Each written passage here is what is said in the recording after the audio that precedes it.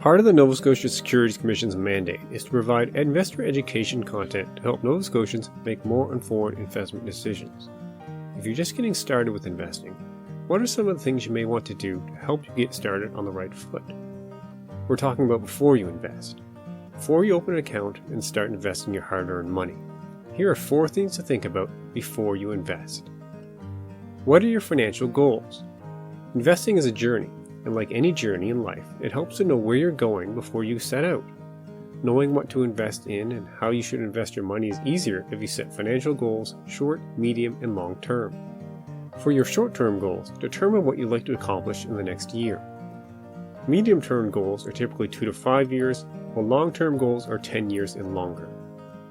Knowing where you want to be next year, in 5 years, and in 25 years can make a big difference when making investing decisions. Pay down debt.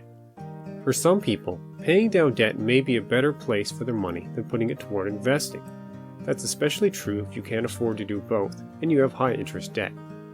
Credit card debt often falls under this category.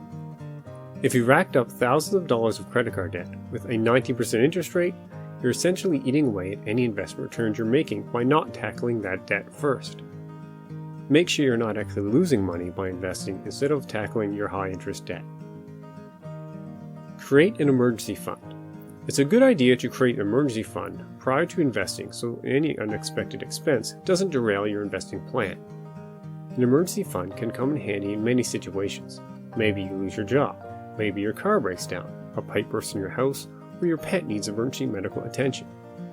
Without an established emergency fund, many people who run into these situations end up going into debt or taking money out of their investments, which disrupts their financial plan.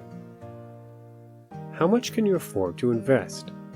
Before you start investing regularly, you need to know how much you can afford to invest without it causing unnecessary stress on the rest of your finances. Developing a budget and mapping your financial plan is a necessity when trying to figure out how much you can afford to invest. After you've decided what percentage of your monthly budget can be invested, that number isn't set in stone forever. Your investing amounts can be adjusted if, for example, your monthly income increases or decreases, or your monthly expenditures suddenly change for some reason, like a job loss, rent increase, or having a new child. Set yourself up for success.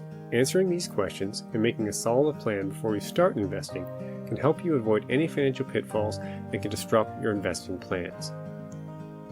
For more investor education content and information, visit our website at nssc.novascotia.ca. And be sure to follow us on social media and subscribe to our YouTube channel for our latest updates and videos.